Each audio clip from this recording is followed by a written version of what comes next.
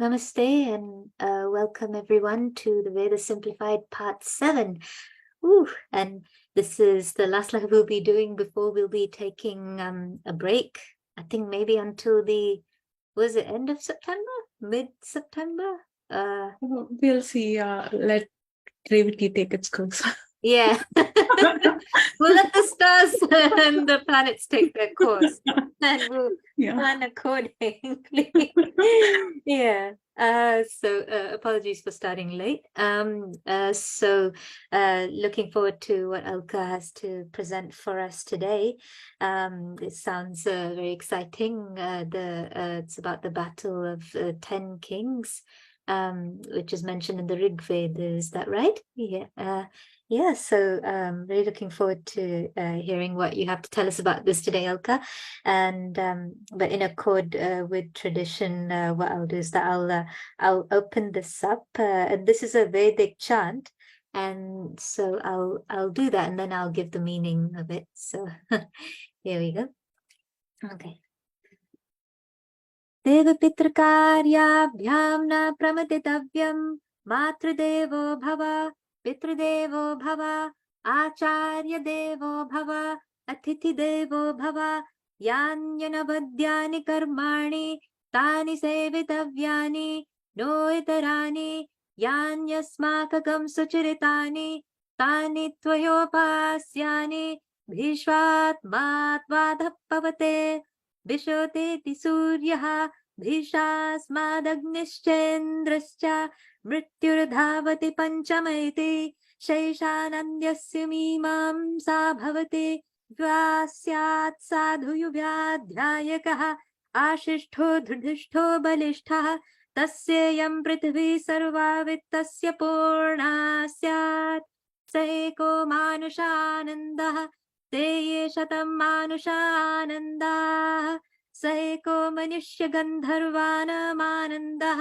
श्रोत्रियस्य चाकामः तस्य ते ये शतं मनुष्यगन्धर्वानामानन्दाः स एको देवगन्धर्वानामानन्दः श्रोत्रियस्य चाकामः तस्य ते ये शतं देवगन्धर्वानामानन्दाः स एकः पितॄणां चिरलोकलोकानामानन्दः श्रोत्रियस्य चाकामः तस्य ते ये शतं पितॄणां चिरलोकलोकानामानन्दाः स एकाजानजानां देवानामानन्दः श्रोत्रियस्य चाकामः तस्य ते ये शतमाजानजानां देवानामानन्दाः स एकः कर्मदेवानां देवानामानन्दः ये कर्मणा देवानपि यन्ति श्रोत्रियस्य चाकामः तस्य ते ये शतं कर्मदेवानां देवानामानन्दाः.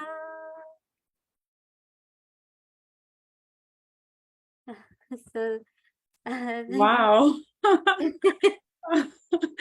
That was tough. And wow, amazing. I mean, your pronunciation and your Sanskrit, wow. Oh, thank you so much, Alka. That means a lot, since you're born and brought up in India. Yeah, that's amazing. You're born and brought up here, and then look at your Sanskrit and your eagerness to understand. Oh my God, it's incredible. Oh, thank you so much. That means so much. Yeah. Thank you. Yeah, I'll explain the meaning. So the meaning of the first bit. So actually the first bit up to Dvayopasyani, it's let's see. Oh, it is from the, sorry, I just want to get this right. So it is from the 10th Anuvaka, it's from the Taittiriya Upanishad. So what it means is, it says, do not neglect your duties to the gods and your ancestors. May your mother be like a god unto you. May your father be like a god unto you. May your guru be like a god unto you. May your guest be like a god unto you. Wherever you have observed faultless deeds performed, you should follow those alone and no others. When you have seen us, your teachers, perform good actions, follow those alone. So that, I think, is it really is a great, really such a profound meaning. It really shows that actually, as opposed to some ideas, any misconceptions of, there being a lot of orthodoxy, actually the real Vedic thinking is that, it's quite open, so it shows the humility there, that you should only follow the good positive examples of your gurus, and of anyone before you. And then so after that, the bit after that I chanted, it's from the eighth Anuvka of the Taittiriya Upanishad, and what it means is, it means, from fear impelled by the absolute, the wind blows. From fear, the sun rises. From fear, the fire burns and the senses feel. Finally, from fear does death run after man. And now follows a discourse on bliss. So then after that, it says, imagine a young, good man who is fit, healthy, and strong, and has all the wealth in the world. Equate that to 1 unit of human bliss. Now multiply that by 100 times. This equals 1 unit of the bliss of the Manushya Gandharvas, and also one who has studied the Vedas and destroyed desire.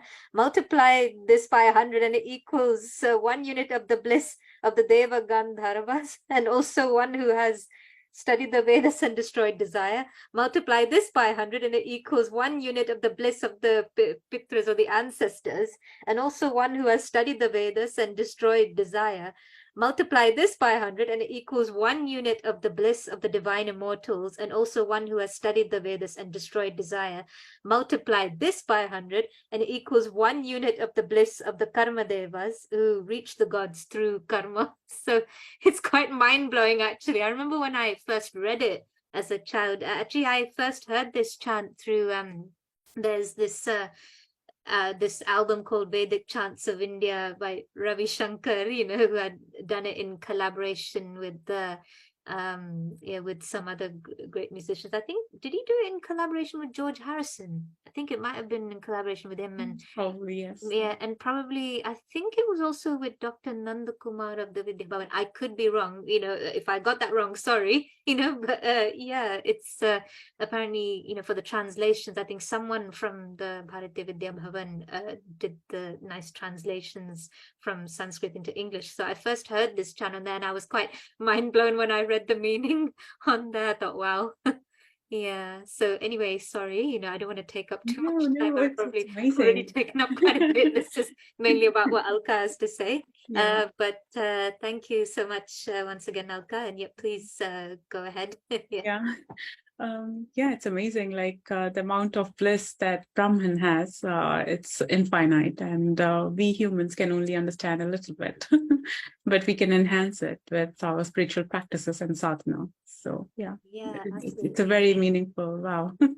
Yeah, basically, like there's just this divine, or whatever the source of all that is, it's incomprehensible. So yeah, but of course we can do what we can to try and reach that state of bliss or inner peace. Yeah, anyway, sorry, please go ahead, Helga. Yeah. Are you able to see my screen? Yes, I can see your screen. Okay, and just stop me whenever you have any questions or anything. Yeah. I would first like to thank all my gurus who I have been following religiously online whenever I get some time, and the knowledge that they have offered is like immense, and I'm like really thankful to all of them. We'll just start with a little bit of recap on karma. We had discussed like whatever the physical body or of the physical mind of the human body thinks, that is counted as karma. So humans have got like 3 bodies: physical body, subtle body, and causal body. And each like physical body has got its own mind and indriyas. The subtle body has got its own mind, but whatever the physical body's mind is thinking, that becomes and is counted as karma. Karma could be like sanchit karma, like like subset, or like all the addition of all the infinite karmas, that all the infinite births that we have. That is calculated as sanchit karma. A subset of Sanchit karma is Prarat karma, on which the current birth has happened.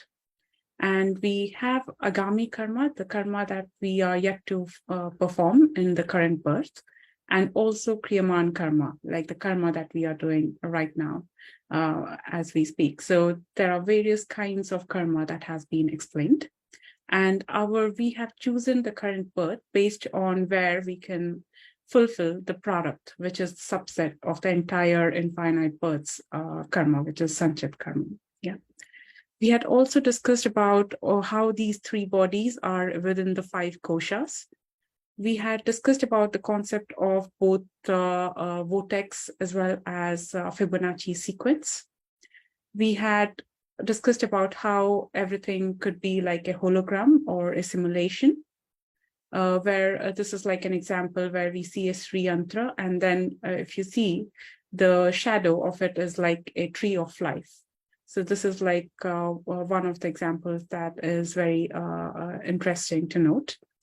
This is like a fractal diagram, Fibonacci diagram, where you see like the smallest of, if you zoom in, the smallest of picture is exactly the same as the bigger picture. So that is the concept of fractal. We had also discussed about Antakarna, where we had discussed about Buddhi, Chitta, Ahamkara, and Manas, and how they are the link between the middle and the higher mind and the reincarnating part of the mind. And one thing to note is like the mind is supported by food. So whatever we eat, whatever we think, whatever we see, whatever we feed it, be it by visual, be it by food, that is how the mind is made up of. And why is that important? Because whatever the mind is thinking, that is becoming karma. So that is why whatever food that we are eating, whatever we are seeing, whatever we are feeding the mind, it is really, really important. And if you have noticed, like one of my gurus, Kripalji Maharaj, he mentioned that even like if you notice, like just in the last 100 years, the entire food chain of humanity has changed. And that is definitely going to impact all of us. And that's nothing but that's coming from Vedas as well, because even Vedas say that the mind is supported by food. So whatever we eat, like say the new foods that have been introduced like in the last 400 years, like sugar, it's important to understand the concept, like how it is affecting humanity and global consciousness as well. We had also discussed about all the chakras that are present in human body and how these chakras can be blocked by various, emotions like fear, guilt, shame, grief, lies, illusions, and earthly attachments. But then having said that, they can be unblocked as well by becoming bold, by understanding the cult and then, healing it, by understanding who made the shame and then overcoming that. So we can overcome all of these emotions and then we can unblock the chakras as well.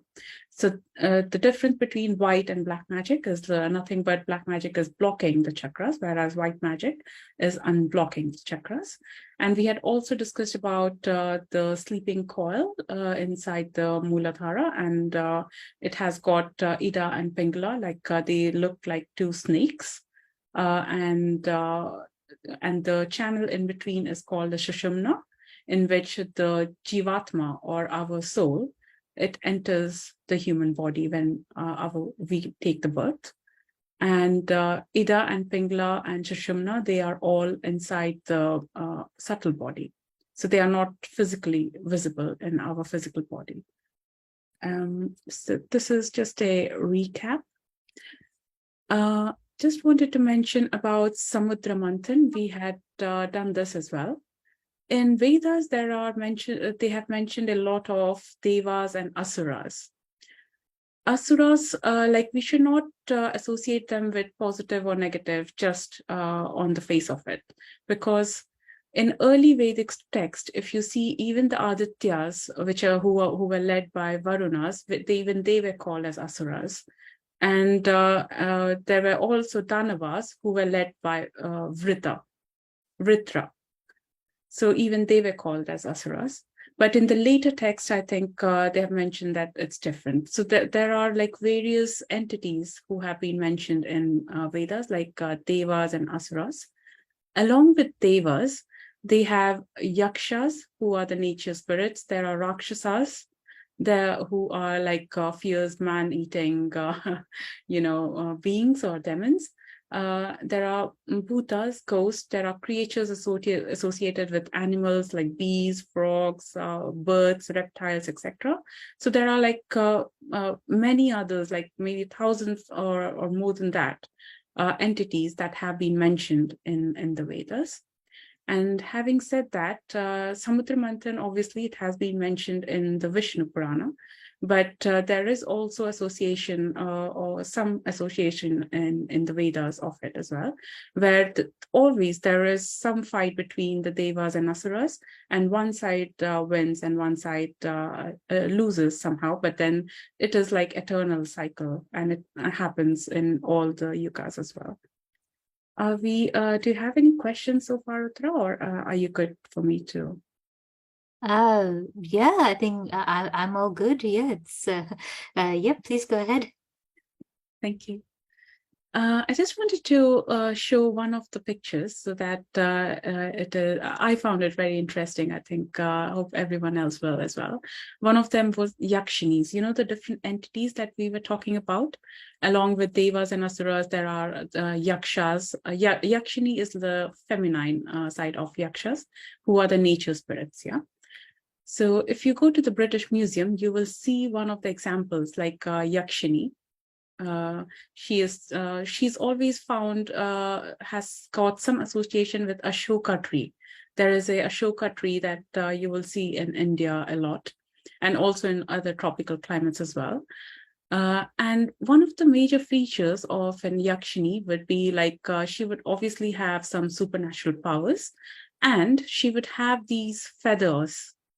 If you see like on her back, she's having feathers.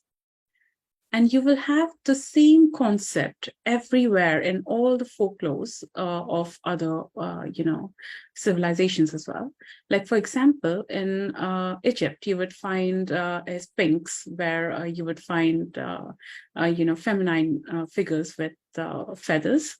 You would find the same in also like Europe, Eastern Europe, probably, as well as Russia as well.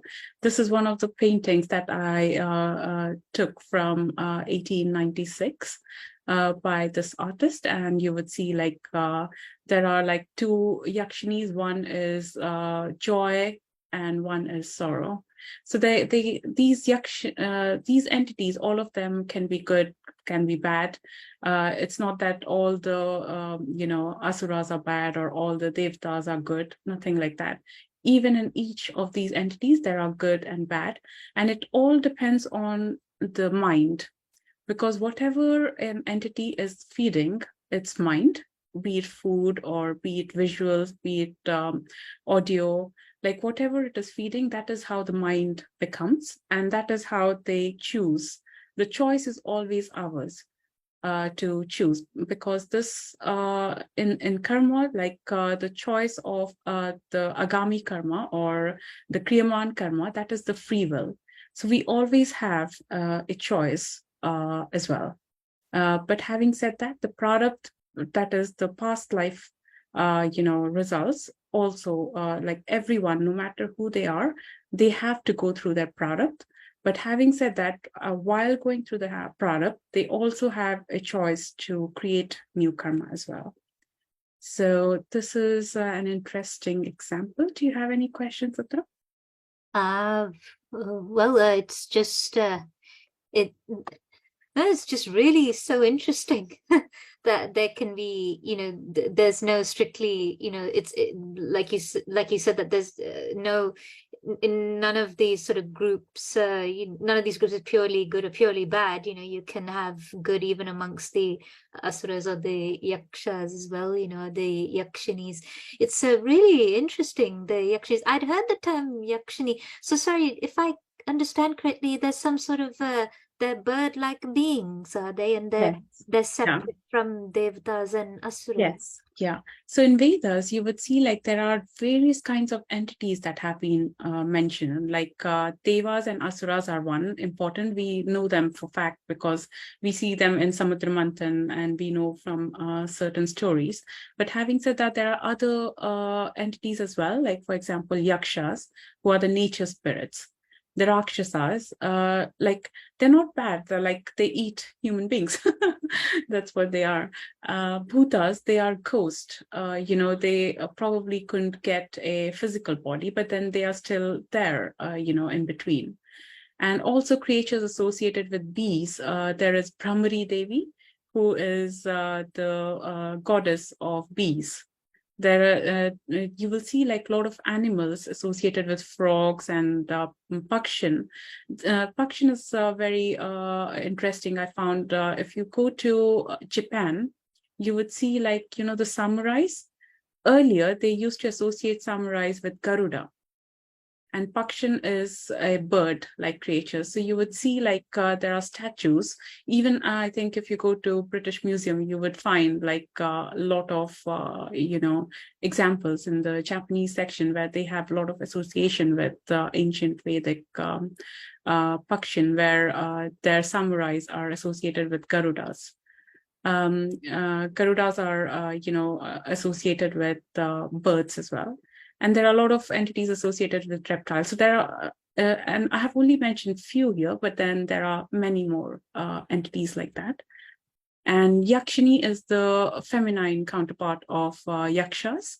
They are nature spirits. You'll always find them in, say, nature, in forest. Especially Yakshinis, you would find them under the Ashoka trees. Yeah. Yeah, and it kind of reminds me of the idea of like The fairy. yeah, fairies, or and it's just really so interesting, the parallels between the cultures, that and also with native, like with the Native Americans, they believe in the like water spirits, or animal, like spirit animals as well. And how in pagan culture, that they in many countries in the West, in olden times, people believed in fairies or elves, or pixies or nature spirits. It's just so interesting. Yeah, really interesting. And of course, some of the cultures, other than that from India, they believed in nymphs. So it's just really interesting seeing the parallels there. So no, thank you. Thank you for sharing this. Yeah. Yeah. So I like Maharaji used to say that the entire world used to be Vedic, and if you see from a very a broad mind, you will find the Vedic concepts everywhere around the world, because I think that is something that would bind humanity going forward. Yeah. And we had also discussed about Vasishta. We had discussed about how Varuna and Mitra, this is Varuna, he has got 1,000 eyes, and he's also, they are always twin, Varuna and Mitra, and they saw Urvashi, and they have, from Urvashi, they have Vashishta, and they also have Agastya. We had also seen how Agastya has got written the Nadi astrology, written a lot on Nadi astrology, which are based on like palm leaves. And we had also seen how Vashishta, his son was Shakti, and Shakti's son was Parashara, and then Parashara's son is Vedvyas, who wrote the epic Mahabharata. So there is like a chain that we would be seeing, like generational, like one after another. There are also entities, other devtas devas who have been mentioned in Vedas, like Agni Dev. If you see, like he's the fire god of fire. You would also find Indra, who is very who is referred in Vedas like almost in a lot of chapters. He has got 100 eyes.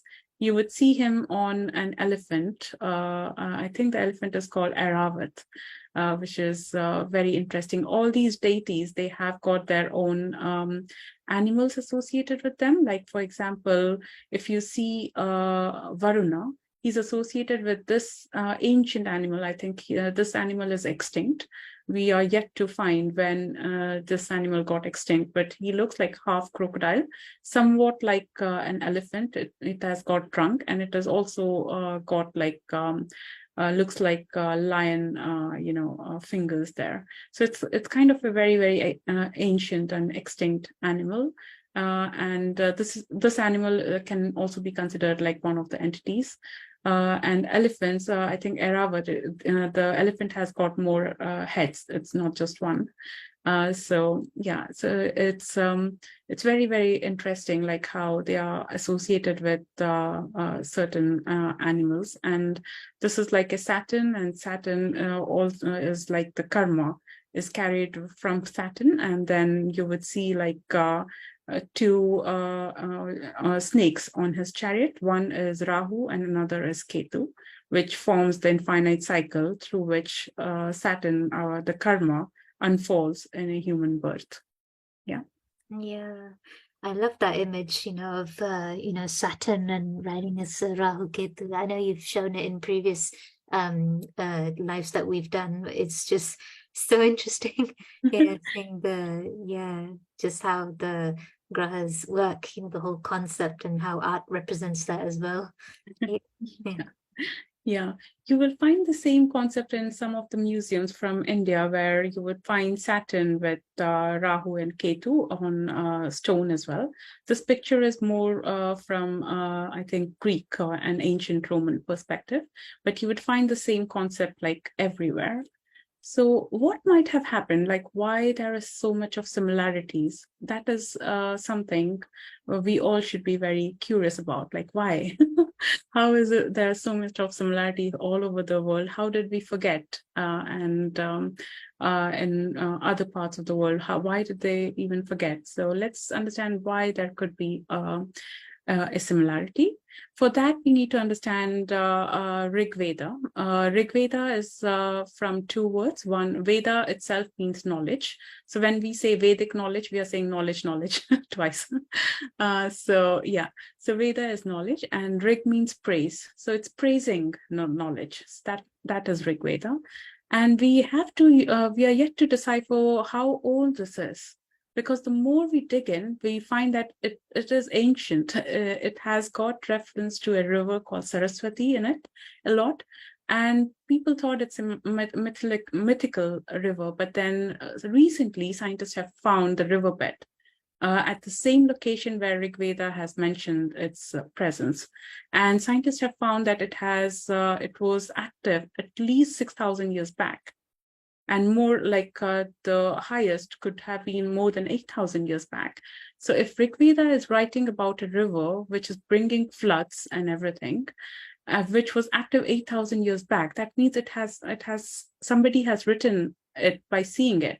Why would someone write about a river thousands of years later when it is extinct, you see?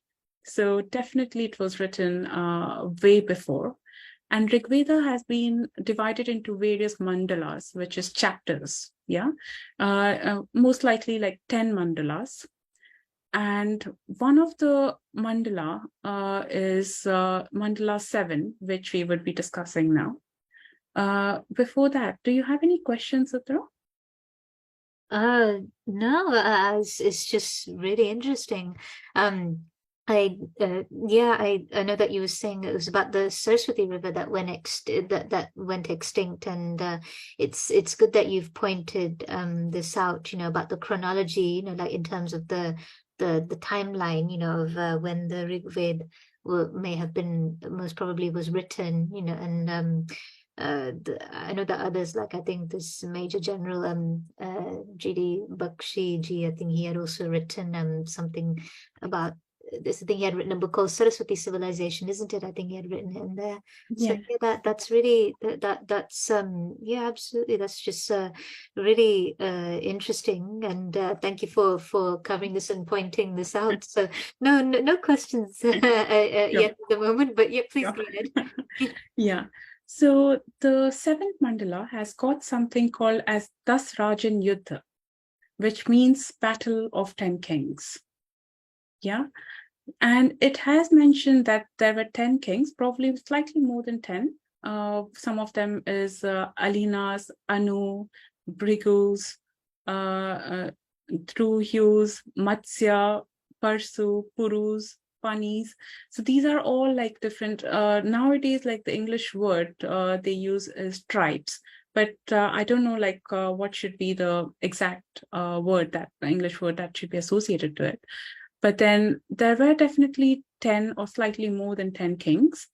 Previously, there's also mention of battle of 20 kings. But let's just stay with 10 kings at the moment. Because even if you go with the chronology, it's way back. Because this is like one of the chronology that we are seeing. This is like Yayati. He had sons Yadu and Puru. Puru started the Puru dynasty. After 14 generation, you would find Dushyant. With Dushyant, you have Dushyant and Shakuntala. That's the famous story that you would see in various movies as well. Lots of love stories have been made on this, event. Their son Bharat, who formed the Bharat dynasty. The current India, the Hindi name is Bharat. So it's based on this king here, Bharat. And after, I don't know how many generations, but then there is Sudas. Over here, we see the war of 10 kings. And why were these 10 kings fighting? Because of the land which was producing soma, the psychedelics. Because previously, in the previous, Facebook lives, we have gone through like how they were doing, depending on external substances, which probably got extinct later on after as Kali Yuga started. But then during this point, these 10 kings were fighting for the land which produced the soma substances. And these are like 10 kings. And what happened was only Bharat, I think he won the battle. And all these other kings, they went to different location all around the world. They scattered everywhere. One of them, they went to the China region, I think. One of them went to Europe. One of them went to Persia. We have got association with Scythians. So this is something that we need to go back to the Vedas and, decipher it again. Like how this is actually telling us there was an out of India migration. You see, like after this battle, which we have to still find out when exactly that happened. Most likely it happened, some say it's 3000 BCE. That's when it could have happened. But then we need to understand the exact, find out what is the chronology, which, hello. Yes, I can hear you. Namaste, Indraniji. No. Sorry. I'm disturbing you. That's okay. Oh, no, namaste, Indraniji. I'm really happy that you could join us today. Yeah. So just to continue, like so the king Bharata, he stayed back in India, and all other kings, they scattered everywhere, and they took their knowledge to other kingdoms. So that is the Battle of 10 Kings. They are from Rig Veda, Mandala 7, chapter 7. And we need to go back and understand this further. Like, where did the other kings, which area they went? And what did they take with them? What knowledge did they take with them? And if you see, there has been, if you go to Americas, everyone will say that somebody from East had come at this point of time. So is there any association with this event that has happened? Because this thing has been documented in Rig Veda very, very prominently, the Battle of 10 Kings. And it is giving us like, out of India theory, like something that has happened in India, the battle for Soma, because at that point of time, everyone was probably depending on external substances or psychedelics to, for a higher perception.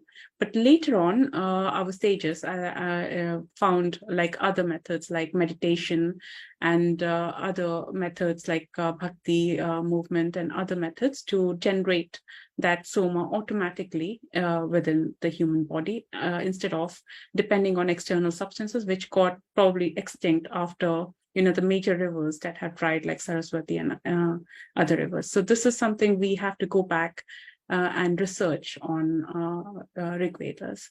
Do you have any questions around this? No, it's just so intriguing, the story. I just can't believe that. Why did I not know about this? It's just so intriguing. That there was this battle of these 10 kings, and there's this account of how you said that some of them went abroad, some to China and some to Europe. It's just so interesting, and it's a really interesting revelation considering what we've heard with this iron invasion theory. And so that is probably pure myth, not even myth, it's fake news. I think like you said, it definitely has to be researched. So I know that there's this account that some of them went abroad. So so are there any accounts that within have you seen any traces, or how do I say that? How do I word it? Any examples of any examples of any parallels in terms of the history that's been recorded in the other countries where they've gone? Would you like to tell us a little bit about that? Yeah, so if you see like one of these are Anu, you see this? Yep. Yeah. So that's where I have to come to the next slide. When does this happen? So there have been a lot of, analysis on this, not only with the intellectuals now, but even in the intellectuals in the past. When I think this gentleman here, he dated that it could have happened 1300 BCE, which is like really old time, you see. But then it could have been way before that as well. But let's put the timelines aside for some time. But one of the battles of 10 Kings, they tell us something called as there was a tribe who used to pray to someone called as Danu. Yeah, Danu in Rig Veda, she's a primordial goddess. She's mentioned in Rig Veda, and she was considered the mother of the race of Danavas. Yeah.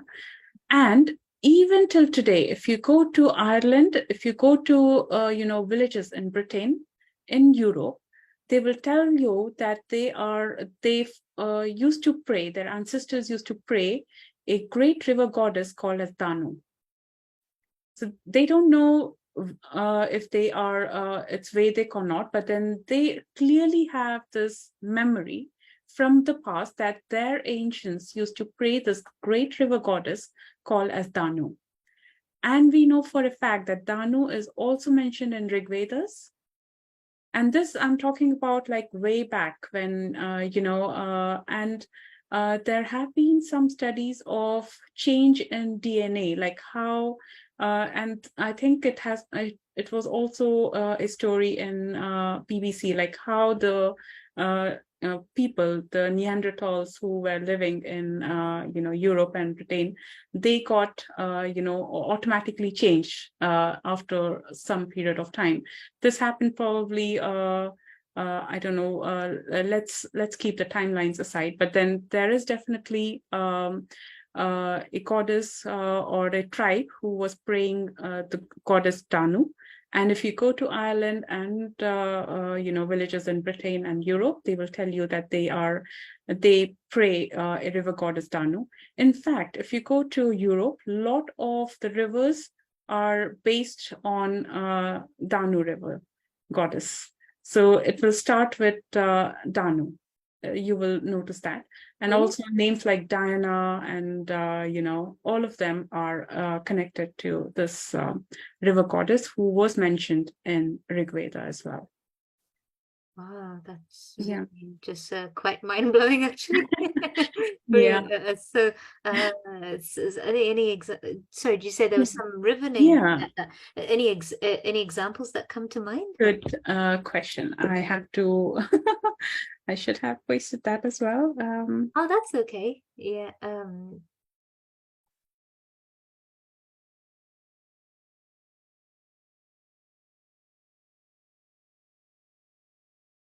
Yeah, I think there is a river called as Danube River in Europe, in Germany, Austria, Slovakia, Hungary. So it's Danube, Danube, Danube. There were other rivers as well, but if you see, like, a lot of those rivers will contain this word called Danu, who is a goddess mentioned in Rig Veda, and she's a primordial river goddess as well, even in Rig Veda. And similarly, there was another tribe in the Battle of 10 Kings called Anu. Now we have to go back to Mesopotamia. You know, this Mesopotamian civilization. They believe in something called as Anunnaki, which is like group of deities like ancient Sumerians, Akkadians, Assyrians, and Babylonians. All of them, they used to, worship Anunnaki. It's like a group of deities. And it's like descendants of, they used to say as An and Ki, yeah? And they would decree the fates of humanity. So is there any similarities within Anunnaki and this tribe Anu? We need to go and study that as well. And there's another thing, there was another tribe called as Parshu. And we know for a fact that there was like the old Persian name is Parsha, which is associated with one of the tribes as well. So so we have to go back to each and like this Battle of 10 Kings again. We have to understand each and every tribe. And it is definitely mentioned where they went, in which part of the world they went. We have to go back to that part of the world and find in their ancient history, is there any reference? For example, I could find like these three. One is like Danu. And for a fact, you would see like a lot of books have been written on, the primordial goddess. Irish people will call themselves the children of goddess Danu. If you go to Mesopotamian civilization and if you read that, they would tell about Anunnaki. Is that any connection with Anu? Because we know from Rig Veda, after Battle of 10 Kings, they went to Mesopotamian region after they lost the battle. And even Pershu, they went to this region called as Persia. So we have to go back and understand this Battle of 10 Kings, which is so fascinating. I think this is the first thing everyone should read when they read Rig Vedas as well. It's very interesting out of India theory and how there could have been similarities all across the globe. Wow, it'd be interesting to see if we could find out the names, in that were used in the Rig Veda to refer to the countries that they went to. That's definitely would be very interesting for research to be done on this and to see what comes out of that. So thank you so much for sharing that, Alka. Yes. Yeah, so this is, this definitely needs to be researched more, and we have to go to each and every region and find their ancient history if there is any, association with that. Another thing is one of the tribes, Ashwins, they have been associated with, horses. If you go to Lithuania, even today, you would find on their homes 2 horses. Wow. And they call that Ashwins as well. They call them Ashwinaye. in this form. Yeah. Yeah. They are in Lithuanian mythology. They have considered that them as divine twins, and they are associated with horse. In Lithuania, Ashwa, and Sanskrit Ashwa, they mean horse. Yeah. And we know from Rig Veda, like how Ashwins were born. They were twins. They were associated with horses. So the story of their birth goes something like this. It's a very interesting story. I don't know if I would be able to explain it with the same joy that I had heard, but so the sun god, he had a wife called as Sanjana. Sanjana thought that she couldn't bear like the heat, so much of heat of sun. So what she thought was like she would put a dummy instead of her. So she created Chaya, her shadow, and she left her with the sun god, who is the Surya Devta in the Vedas, and she goes happily to some forest, and she was roaming there in the forest as a horse. Meanwhile, the sun god, he didn't know that he was living with the shadow goddess Chaya, who is not his actual wife, but he thought it's his wife. So he had children with him. And one thing to understand with sun god is like all his children are twins because of like too much heat. If you see, like even like in IVF and other technologies which are using if there is more heat, there is obviously chances of more than one child. So all his children, like Yama and Yami, are the children of Sanjana from his first wife, and they were twins. Even Shani Dev, I think he also has another sister. We need to understand if they were twins or not as well. But most of the children, almost everyone, I think, they are twins. And then one day he finds out that he's not living with his wife. It's Chaya, or shadow, that he's living with. And he sees on earth, his wife is roaming as a mare or like a horse. So he turns himself as a horse and he starts chasing, and then they both make love, and then they produce twins who are the Ashwins.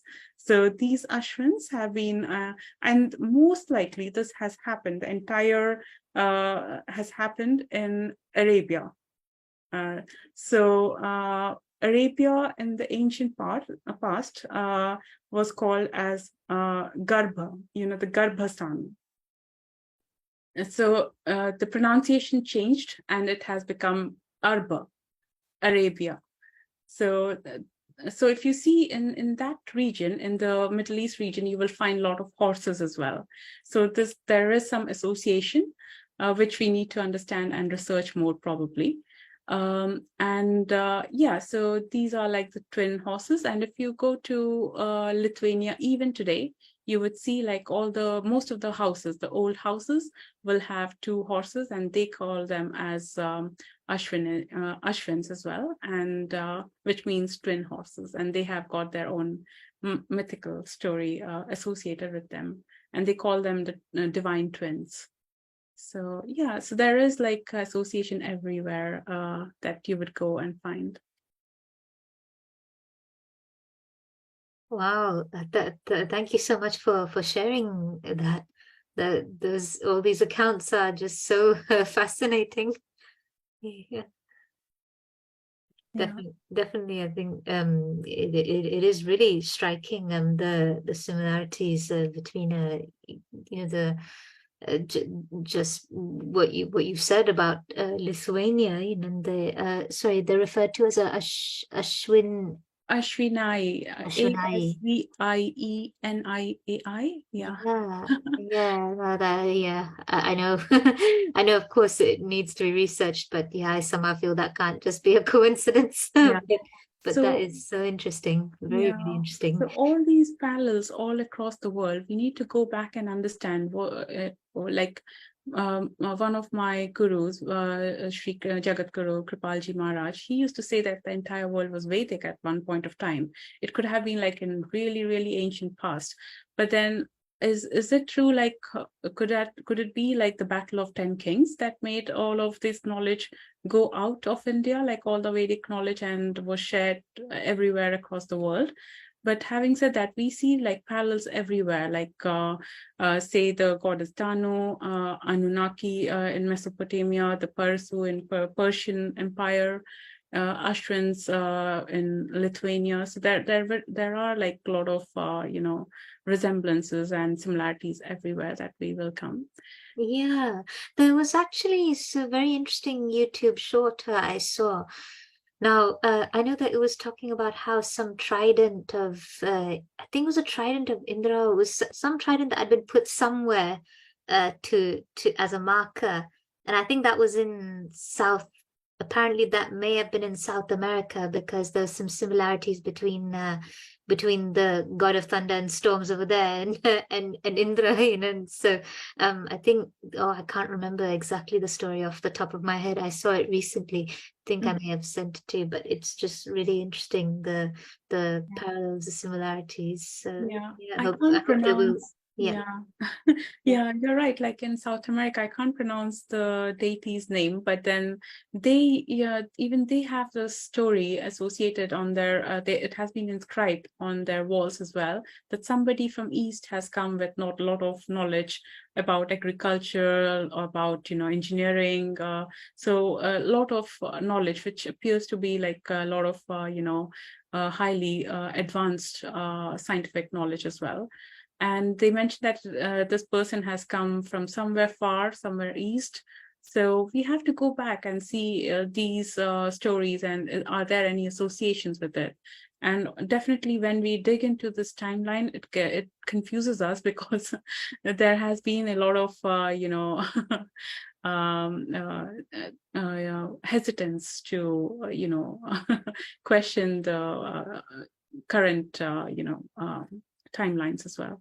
Yeah, I think, that's the thing with paradigms. It's like that Kuhn's theory of paradigm shifts. It's really interesting. If anyone looks at that theory, it would explain quite a lot of why there's hesitance. So at least that's one theory of why. Yeah. So yeah. Please carry on. Another thing, because we are talking about horses, which is Ashwins, they are twin horses, yeah.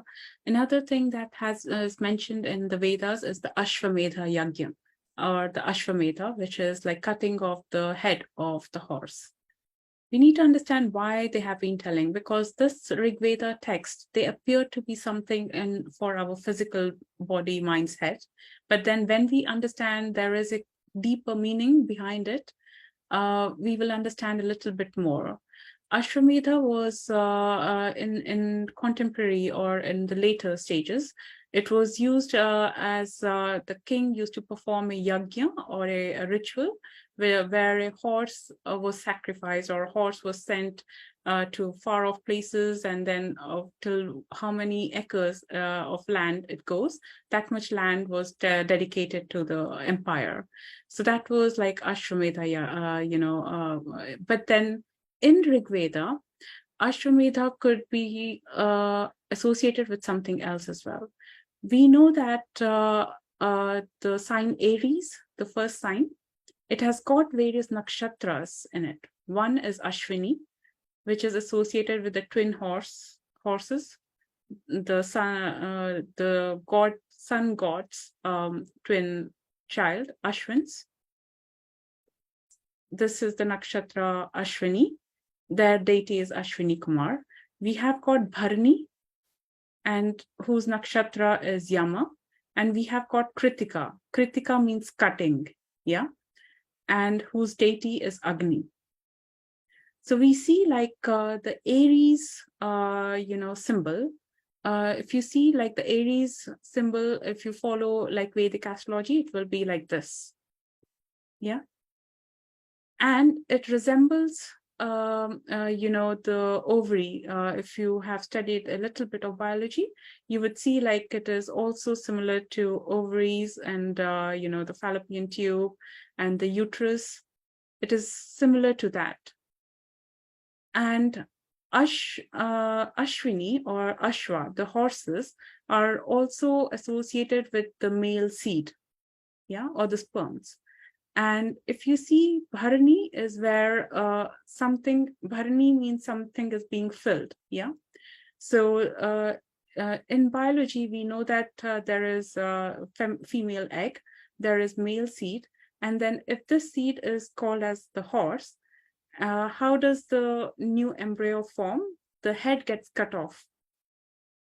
So if we are calling this as the head, Ashwamedha means the head is getting cut off.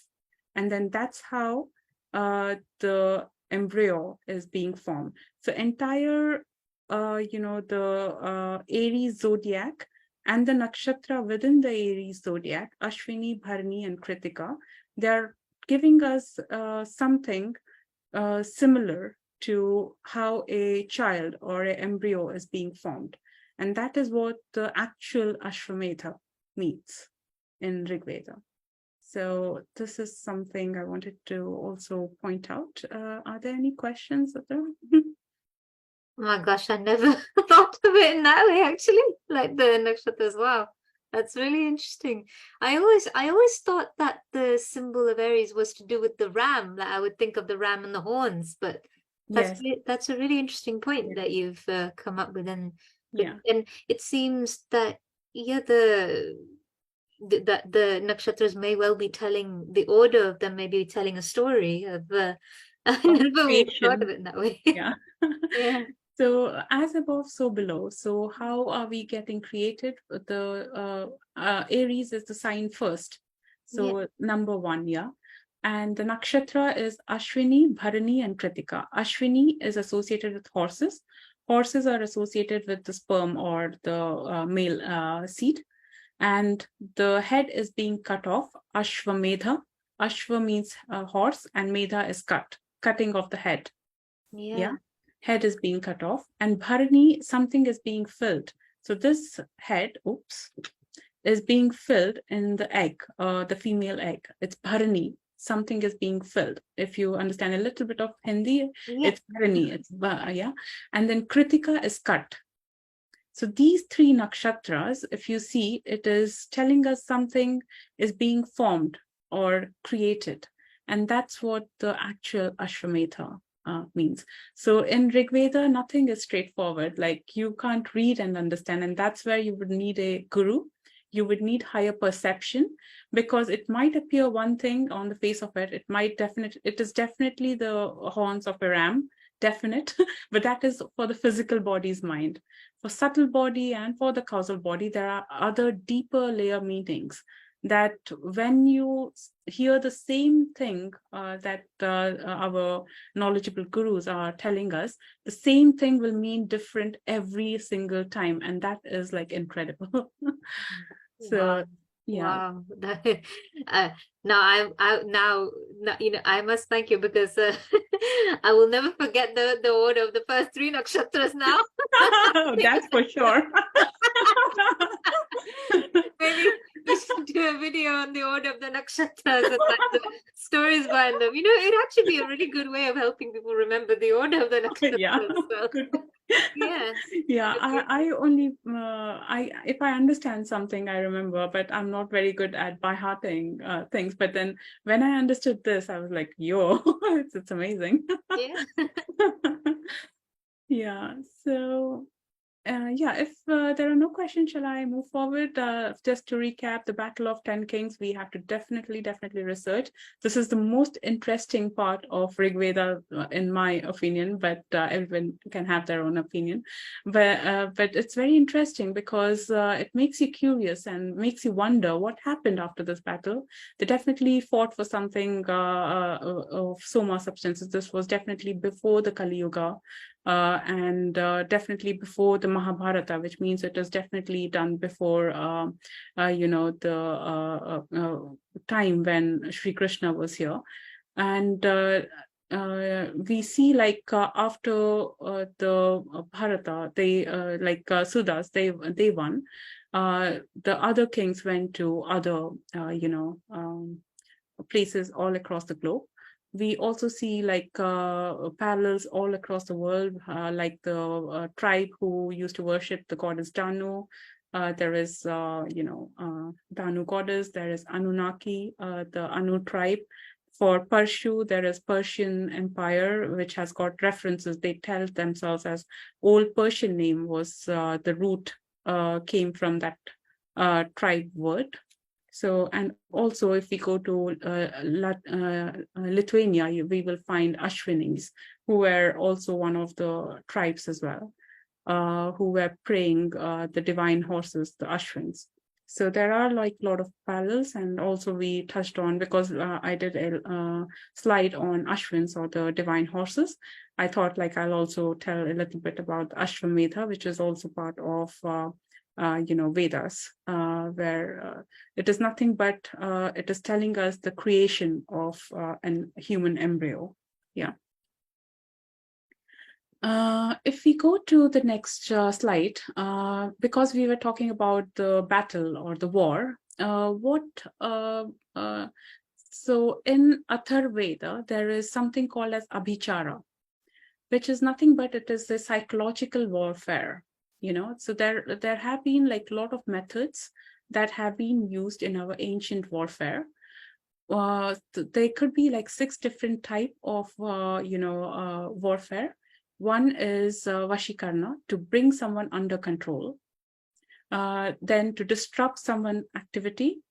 Third is Mohana, to cause mental instability. So there are various methods that have been given in Atharvaveda to do all of these. To cause enmity between people, you see, like if somebody is your enemy, they will make sure like you fight with someone else, and you are fighting among yourselves, and they would take the fruit out of it. And then there is Uchatana, which is just locate someone, and Marana, to cause someone's death. So there have been like a lot of studies that have been provided in Abhichara, which is like mentioned in Atharvaveda.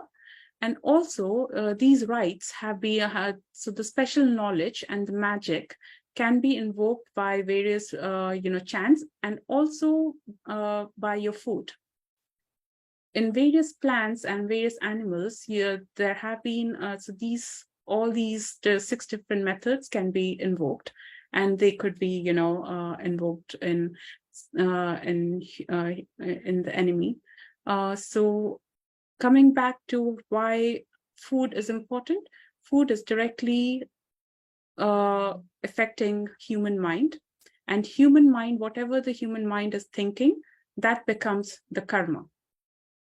So that is why it becomes so important to understand this concept of karma, understand the concept of antakarna, and how the mind is made up of food and whatever we are putting inside our head, and how there has been studies in the Vedas where for battles and wars, there have been various methods which is documented in Abhichara.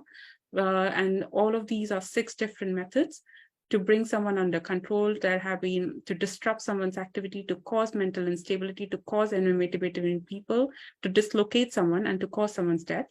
And some of these practices could be done by, planting yantra at enemy's place, by performing homa or some ritual, by performing animal sacrifice, by giving poisonous substances, by causing harm to an idol representing the enemy. Rituals can be done on a cremation ground. So there are different practices that were being followed in some of ancient methods. But then causing harm by such means are completely illegal, and it shouldn't be practiced, because in Kali Yuga, what happens is nothing will work. Even if it works for like some time, it is going to counter effect, because Maharaji is used to say that all these mantras and practices, even one small word or one alphabet error changes the meaning of everything. It can counter effect to someone who is doing these, negative things.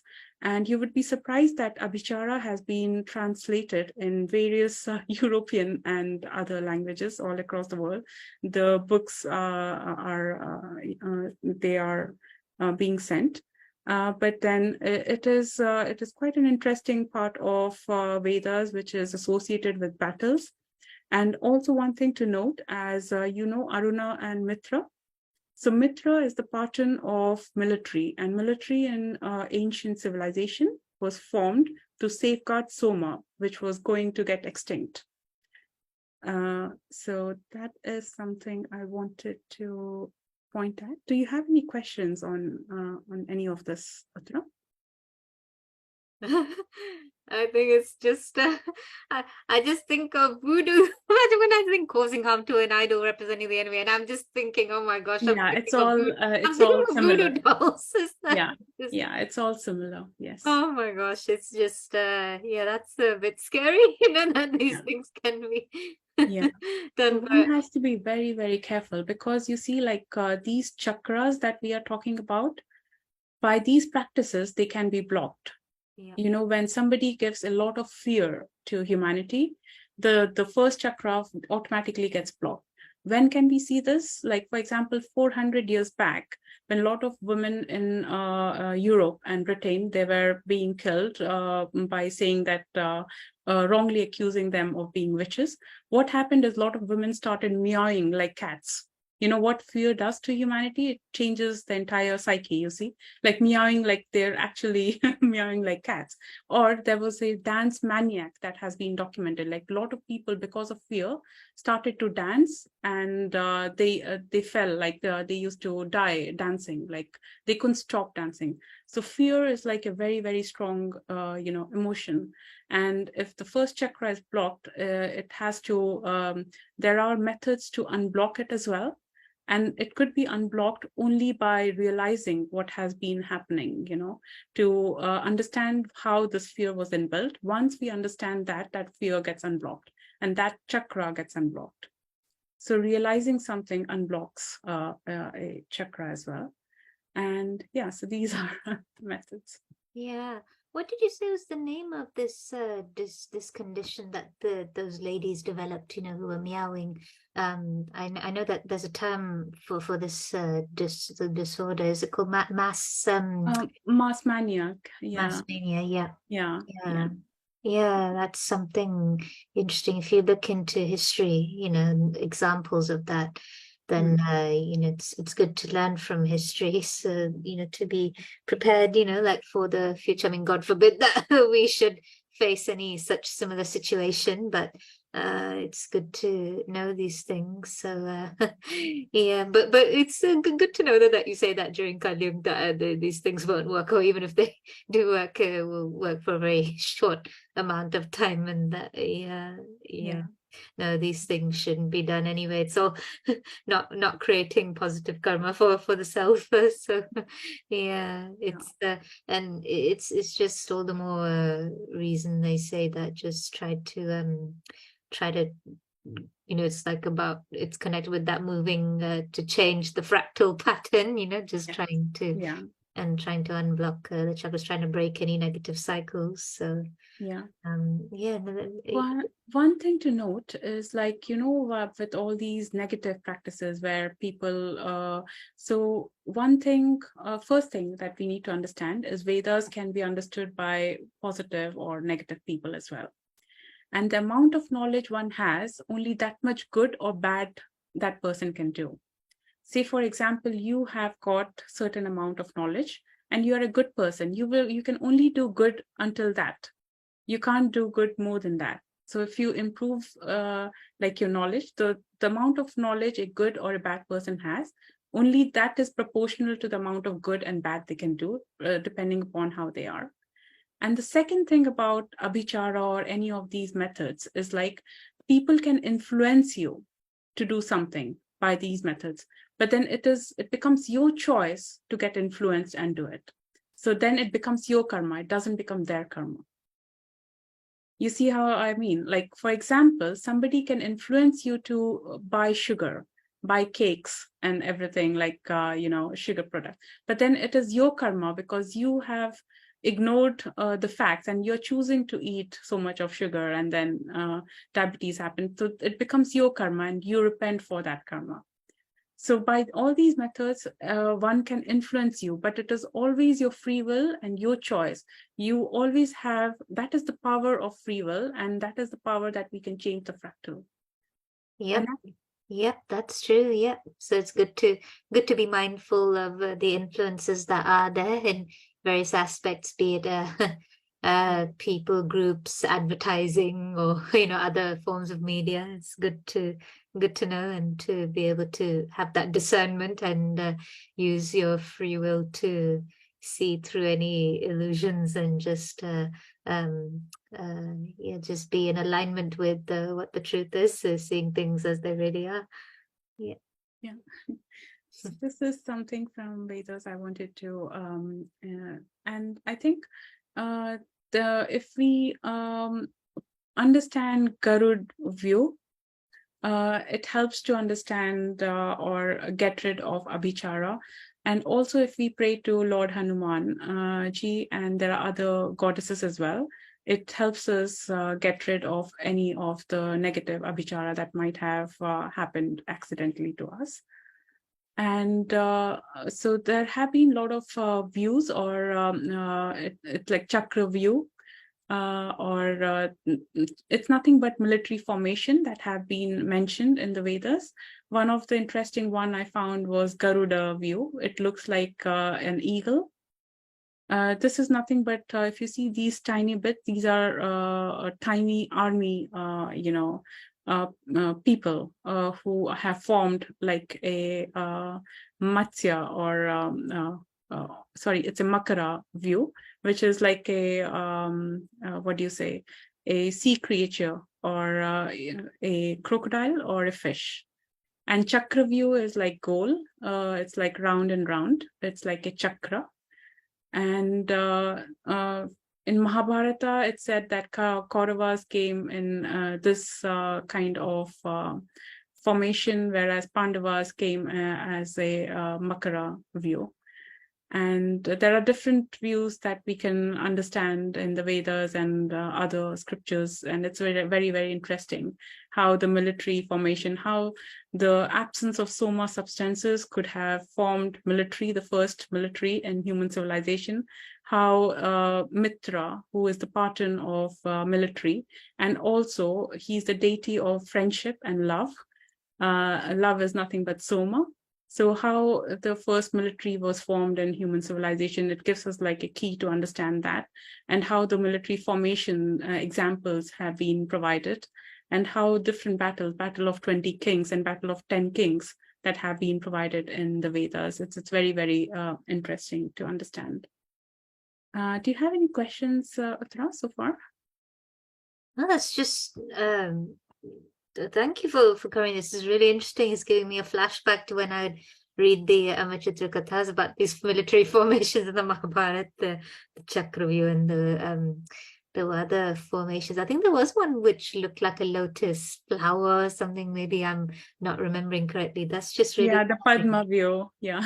Yeah, Padma view. Oh yeah, I remember. Yeah, I this just was remember. like the diagram for it. Yeah. Yeah, really interesting. Yeah, and but it's interesting also that you say that perhaps the first wars may have, or at least the first bits of military or warfare may have started because of lack of soma. Soma substances. Soma substance. Yeah, because to understand this subject, Vedas and higher knowledge, you need to have higher perception. Our human mind is very, very limited. Its perception is very, very limited. It definitely requires higher perception.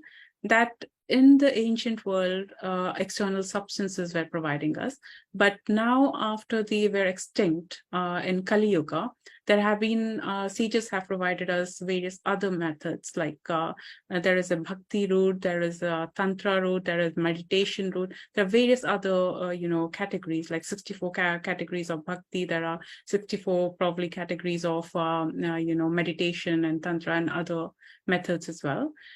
So all of these need to be analyzed further to understand like how to generate soma automatically rather than depending on any external substances.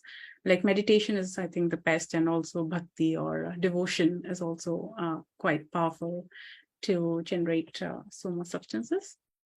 And we had discussed about all the chakras and how Ida, Pingla, and Sushumna Nadi are, and how Rahu Ketu, the snake, which is biting its tail, Rahu Ketu, it's sleeping inside the Muladhara, and how it can be, awakened through various methods, and how the channel, we can activate our spiritual channel, which is the Sushumna channel. Do you have any questions so far before we go to the next slide?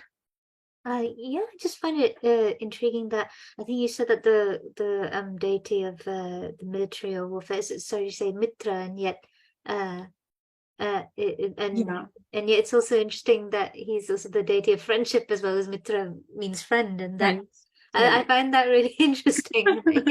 Yeah. Interesting. So one thing we need to know is soma is nothing but love. Yeah. Because it is creating love within the human body, and it is love can create a higher perception as well, not the worldly love, the divine love. That is what I meant.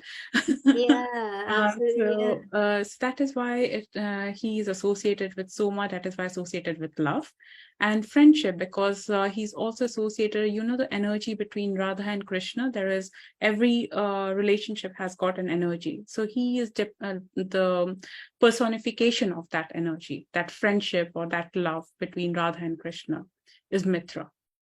So in a primordial level, in a causal level, even the Devtas' various, emotion, their anger becomes someone, their fear becomes someone, their happiness becomes someone. So similarly, Radha Krishna's friendship and love, that personification is nothing but Mitra. That's so interesting you say that, because I know that there are concepts that I have. My meditation and Reiki teacher, she said that that you have to be, it's good to be careful about your thoughts, because sometimes your thoughts and emotions can create entities. Not that I'm trying to scare anybody, like, who may believe in this. No, don't be scared or anything. It's nothing too dangerous, but it's true. It's definitely true, because so we live in a 4-dimensional world that we have seen, and there are various other infinite dimensions. So we never know like how powerful our thoughts are. It might be creating someone, it might be destroying someone. So we have to, so that is the power of our thought, and it's so powerful that it is also creating our own karma. Yeah. By which we are getting rebirth as well. So thoughts are very powerful. They travel far. Yeah. And it's true, actually. Sorry, I hope did I get sorry, did you say it was Varuna was the deity of the military and No, Varuna and Mitra, they are sometimes associated as one god, or sometimes they are associated as two different gods. So you see Varuna and Mitra. So Varuna is the one with the 1,000 eyes. Yeah. The highest perception. Yeah, he has got this makara, which is like the ancient animal, which looks like a crocodile and elephant and a tiger. Yeah. And Varuna and Mitra, they once saw Urvashi, who came from a different, loka, and then they fall in, both of them, they fall for Urvashi, and their children are Vasishta and Agastya. Vasishta's children are Shakti, then Shakti's child is Parashara, and their child is Vedvyas. And all of them are associated with the Vedic astrology as well. Like Agastya has written like Nadi Jyotishya, Parashara has got his own methods of teaching astrology.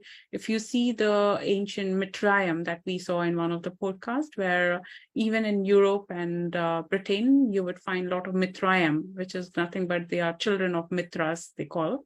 And even there, you would see association with Vedic astrology and how everyone is being pulled into this simulation. They have got various. So Vedic astrology is nothing but study of that prarabdha karma, upon which we are being pulled and into different buckets, and then we are being pulled into this particular reality or simulation or the Mayak world. Yeah. Well, thank you. Very interesting. Yeah. So, yeah, and then we should also understand a little bit about Mercury, who is Mercury is Buddha Dev in Vedic in Vedas. How was he born? So you know the moon. So moon falls in love with Jupiter's wife Tara, and then he elopes with Tara, and their love child is Mercury. Yeah. So he's associated with various, so every deity is associated with some archetypes.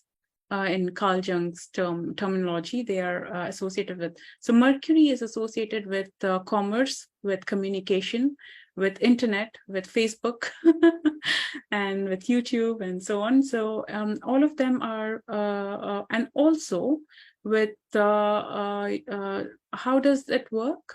They also are associated with trading, and they are also associated with alchemy, the magic, abhichara that we were talking about. Yeah. And so abhichara could be good and bad as well. Good abhichara is like unblocking the chakras, and bad is blocking the chakras. So a lot of association with chakras and Rahu and Ketu. So abhichara is one of the translations is alchemy then, huh? Yes, so maybe in English terminology, it's alchemy. But what it does, it has got studies in it to either block the chakra through black magic and unblock it through white magic. You see this abhichara that we were talking about? Yeah. Yeah. Yeah. It has got 6 different types. So it does nothing but it either blocks or unblocks. The good one is like it unblocks the chakra, and the bad one is like it blocks the chakra. Yeah. But it was actually used in warfare, where say, for example, there are 2 sides. They always try their enemy to fall under the psychological distress, so that their chakras are blocked and they can't fight back. So that is why these books were quite hidden in ancient world, to be honest. Because if your enemy knows about these methods, they can counterattack and put that onto you. So so having said that, Buddha Dev, he works with Rahu and Ketu, because it is blocking and unblocking. So if you see Buddha Dev, you will see Mercury. This is a painting that I got from ancient Roman Empire in Pompeii. His, if you see like these 2 snakes. Yeah.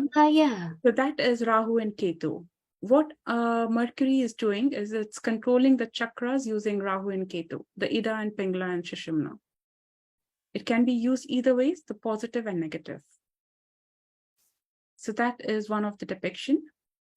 In Ayurveda, in ancient past, they were using Mercury for healing purposes as well. Now it has been stopped, I think. But in the ancient Vedic period, when they had this knowledge to in their hand, they used to have use Mercury. And one of I think Mercury is also associated with the 3 steps of Hindu god Vishnu. You know, the Vaman avatar who took the 3 steps. Yes. Also associated with Mercury. Yeah. That is because Mercury is number 3, Gemini. Yeah, it is associated with Gemini, and one of the nakshatras in Gemini is Punarvasu, and Punarvasu deity is Aditi. And Aditi's son is Vaman Avatar. So that's the link there. It's a Interesting. long tailed. Yeah. And is Mercury, and please correct me if I'm wrong, is Mercury the lord of the Shravan Nakshatra? Or have I got that wrong? Yeah, sorry. No, you're right. Mercury is, yes, Shravan Nakshatra, and Gemini Punarvasu deity is Jupiter. Yeah. Interesting. That's Yeah. It's just really interesting how these things connect together, and also yes. and I know I'm kind of digressing a little bit, but I know with the Avichara being alchemy, or and there's yantra drona.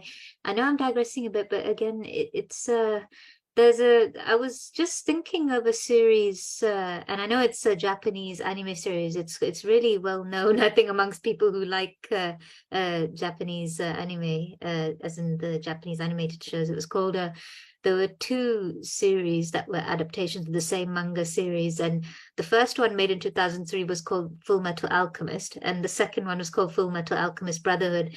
But they both basically are all about the stories about two brothers who they're trying to look for the philosopher's stone, and after the death of their mother, who they tried to bring back to life using alchemy, but it was against the laws of alchemy according to that storyline.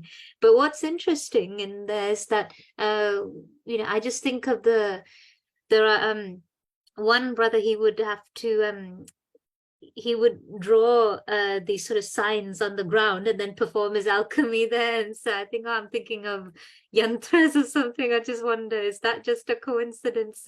Although I think if I recall correctly, I think the author of the original manga or Japanese comic series, that was the upon which the shows were based, I think she had done research into history of alchemy and so then I just think of when you said placing yantra enemies, and when you said Avichara alchemy, I just put those.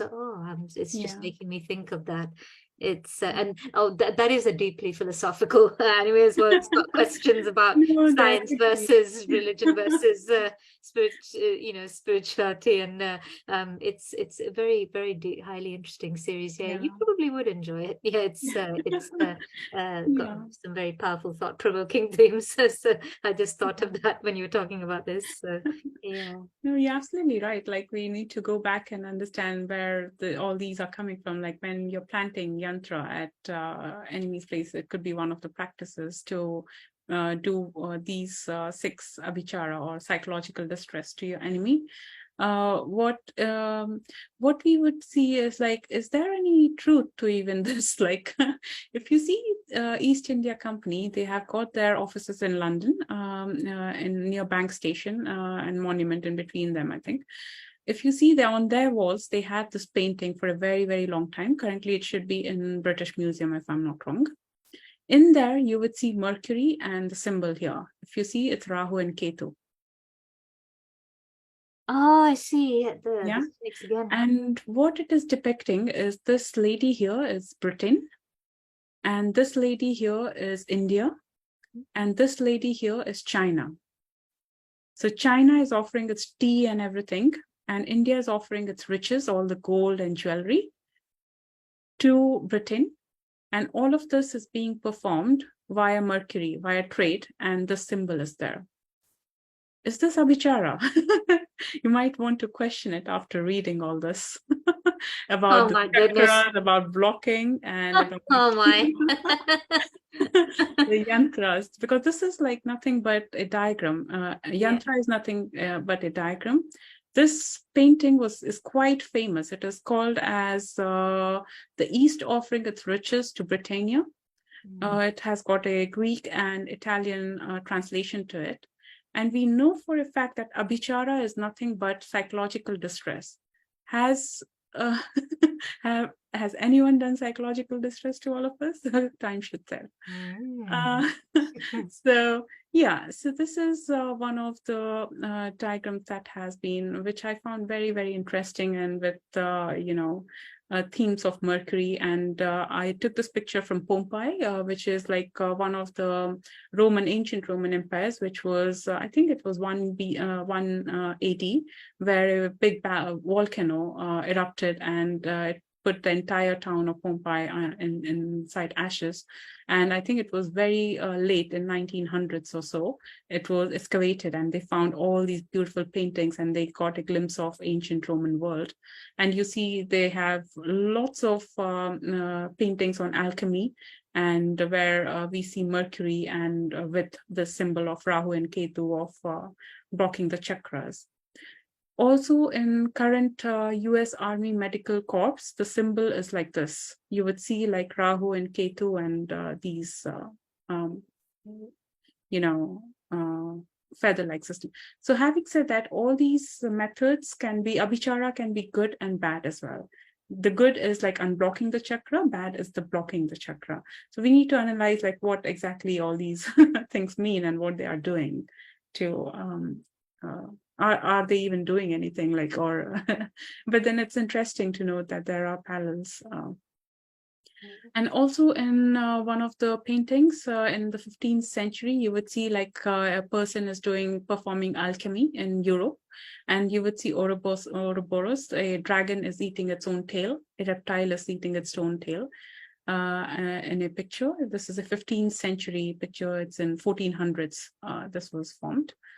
And also we saw like the parallels between alchemy, abhichara, Ouroboros, Rahu Ketu, and Mercury, how Mercury is being used. And also there is in Vedas, you would find like 3 dosha theory, where all these dosha means, negativity. It can be of 3 types, vata, kapha, and pitta. I don't know if I'm pronouncing it right, sorry for that. But then it is said that our body is formed of 5 different elements like ether, earth, water, fire, and air. If some of it is, affected by any of these methods, we would get some of the dosha. So our chakras could be blocked because of this, and it could be unblocked as well. So there have been, so how do you unblock it? It's via movement. Sometimes cold will help, sometimes cohesion will help, sometimes transformation through knowledge, spiritual knowledge will help, sometimes light will also help. So this is like some of the description of 3 dosha theory and how it has been defined as vata, kapha, and pitta, and then how different elements are being affected because of that. And we had also seen like how pain in Vedas have been defined as 3 different kind of pain that humanity can face. One is pain due to nature. Second is pain due to other people, and third is pain due to their own mind or their own thinking. So, we need to understand all these concepts, Vedic concepts, in quite more detail, by doing our own analysis and research. And yeah, it's interesting to note all of this. Do you have any questions, Uttara? No, I just really find it thought-provoking, the title of the slide that you just showed, the alchemy / Ouroboros, Rahu Ketu / Mercury. And Mercury, as we know, represents the buddhi, the intellect, and so it's I suppose it's like if you try to control your intellect, then you could perhaps try to control these pains. So, so it seems that that's one way of looking at it. Absolutely, yes. Yeah. I think that's the age of Pisces is trying to teach us, because Pisces, Venus gets exalted, but Mercury gets debilitated. So if we don't enhance our buddhi, we are doomed, and we fall into the negative blocked chakras. But then if we improve our intellect through spiritual practices, our sadhana, our daily practices, like positive thoughts, and trying to understand everything with a broader perspective, not from a very narrow perspective. What will happen is we will find unity everywhere, and then there would be a lot of love generated within us, and that's a very, very powerful feeling, and that will help us unblock a lot of chakras, and having that Sahasranam opened, the 1,000-petal lotus in our head that opens up. Yeah, right. And it's interesting you say that Venus is exalted in the in Pisces, or in the age of Pisces. So Venus is all about those that Lavish lifestyle, lavish lifestyles, pleasures, and and yeah. also travel as well. Yeah. Because if you see age of Pisces, everyone traveled everywhere else, like even us, because our roots were in ancient India, but now we have traveled and relocated somewhere else. Even people from here will relocate somewhere else as well. Probably during the Dasrajan youth, it might have been the age of Pisces, because there was a lot of travel everywhere from India. So it's all cyclic, or not cyclic, but like a fractal. So it keeps on repeating itself. Yeah. Yeah. Do you have any questions, or shall I go to the next slide? No, I don't have any questions here, please. Oh. Yeah. Yeah, this is like, so all of this for Soma, to generate Soma. So what is the Soma? It's like the fractal of Fibonacci mathematics. If you cut like Soma or love, the chemical composition that you will find is a Fibonacci or a fractal. It has been documented in Rig Veda in the mandala, ninth mandala. And it is life is said to be like a combination of Agni, fire, and Soma, DMT.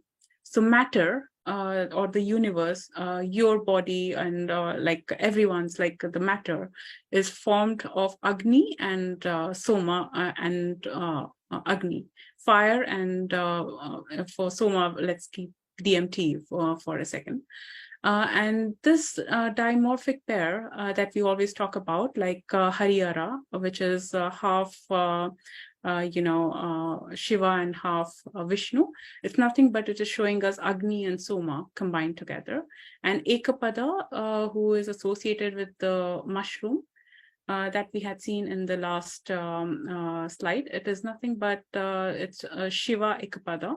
It has got Shiva in between, Vishnu, and also Brahma.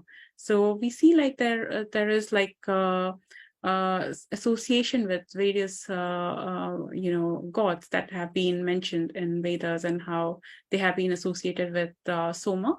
And these are nothing but they were used by our ancients for increasing our perception, because our human perception is quite limited. If we want to broaden it, they were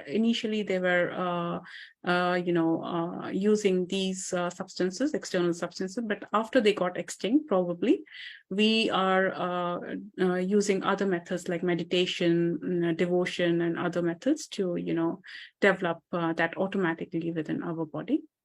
But then what is very intriguing is, like, throughout history, if you see, this has been quite suppressed. The knowledge is not, the knowledge about Soma is not very widely spoken about. And that is something we need to understand why it is, because how did it start? So a Swiss chemist, Albert Hofmann, he discovered something called as LSD in 1938. LSD is like, I think, the chemical version of DMT. DMT is like the natural substance that gets automatically generated in the human body, or via taking these natural substances. But the chemical substances was probably associated at LSD. It was not until 5 years later that the psychedelic properties were found in that particular substance. Another thing to note is, like, there was a top secret project, MK Ultra, in the US government, where they admitted for a fact that they were without the knowledge of families, they were giving them these substances probably. In 1950 to 1970s, the US Central Agency, CIA, became interested in LSD, and they wanted to explore the possibility of, the pharmaceutical mind control. So what they did was there were 100 of participants using a lot of agents, government employees, and without their knowledge, they were given LSD and they were studied by the scientists.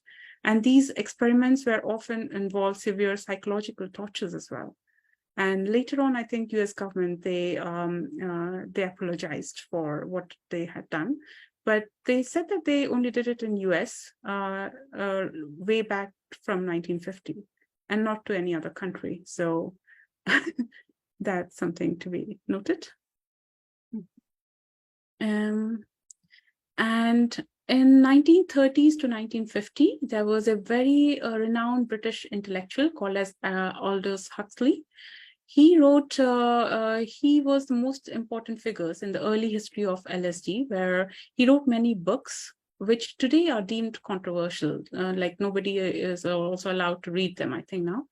But then there was a famous book that he wrote, The Dose of Perception and the Brave New World, where he has given some references to these substances and how they can be used both to block the chakras and unblock the chakras.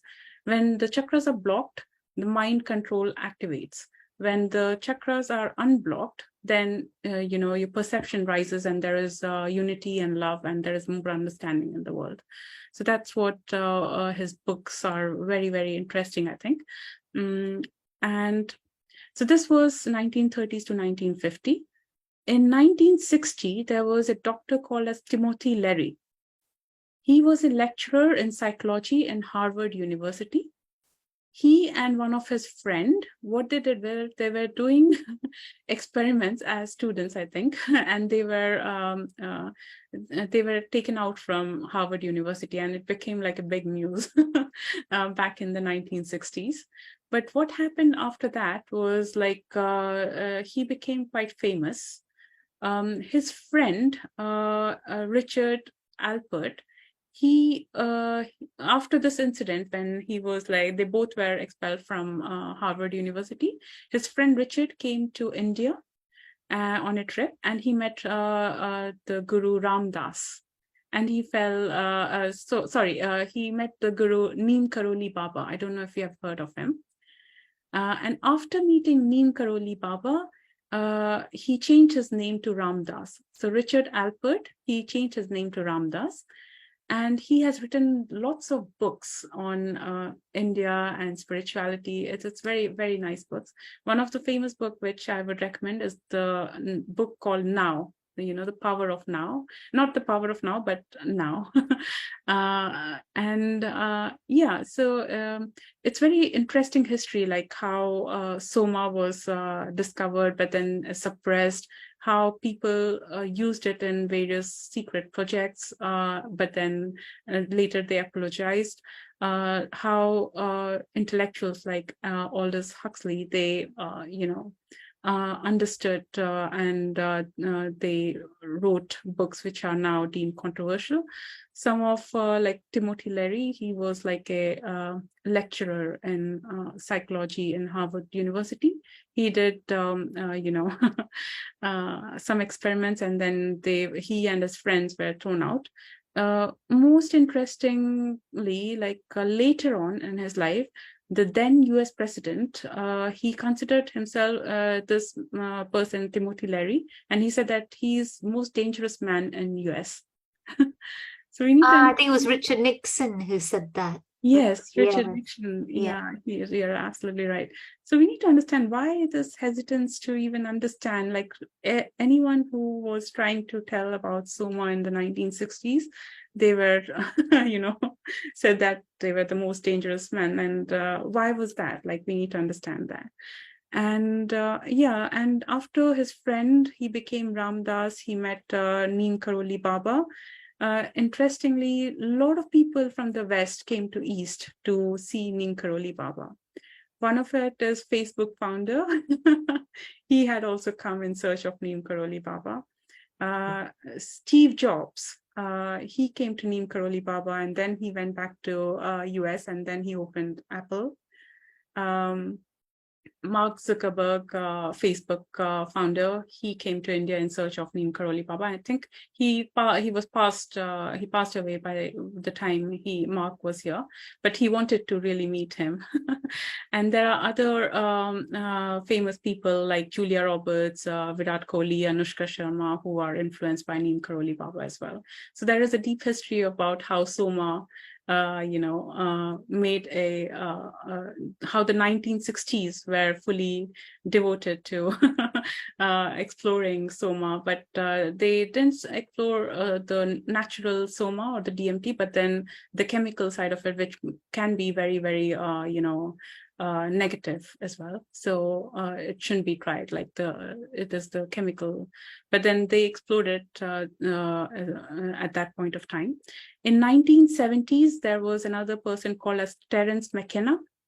He's very, very prominent figure. He is like a mystic who advocates the responsible use of naturally occurring psychedelic plants. He mentioned that it helps in post-traumatic stress disorder.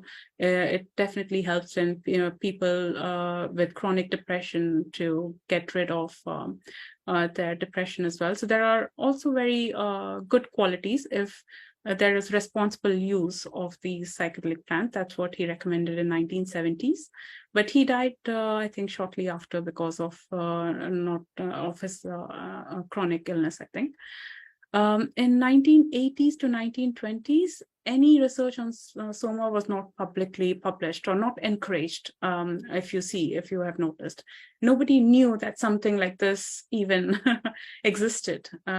It was only after, I think, 2020s where the research on psychedelics restarted, because scientists understood that it could ease depression, it could ease PTSD, and they also found that some of the mushrooms can eat plastics, which is like, if you see like a lot of our food in the last 100 years or so, it has been infiltrated with microplastics. And that is not good for humanity. It can cause like slow genocide if this continues. So we need to do something about the plastics as well. And lately in 2021 and 2022, Major General G.D. Bakshi, he wrote a book on Soma, which was the quantum book of Soma, representing the ancient wisdom of the Vedas. But some of my friends used to ask me, like, how can a military person, write about love or Soma? why on Vedas?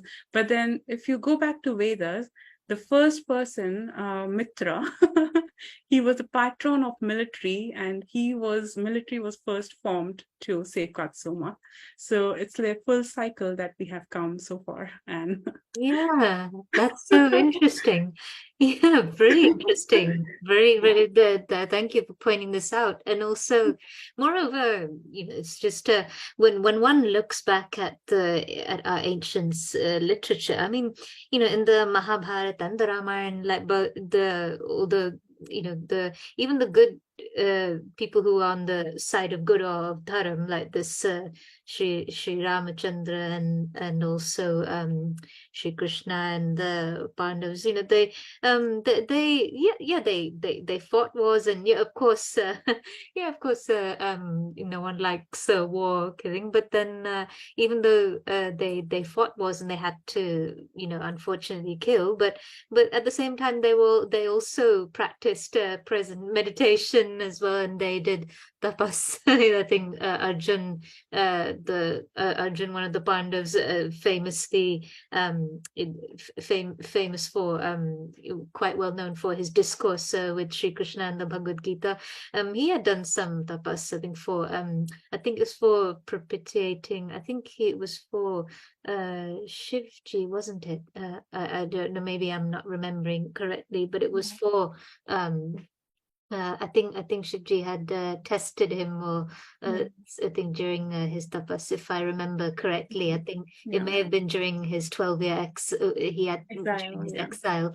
Yeah. So then, of course, I know in today's age, I can see why people would question, but if one really looks into that history, then they'll see that yeah, that warriors were also, they had their gentle side, that everything's not so black and white, like there's even in other cultures, there's the romantic ideas about the Japanese samurai, and the warriors, that they had their warriors code, and they have the peaceful warriors, that kind of archetype within even movies and stories. Not that I'm saying that I'm for war or anything, but it's definitely interesting, and really interesting what you said, like going all the way back to Mitra, when people ask you it's a how whole could you circle that we have come full so far. circle. Yeah. Yeah, thank you for that. Okay. Thank you. Yeah, I think that's it that I had.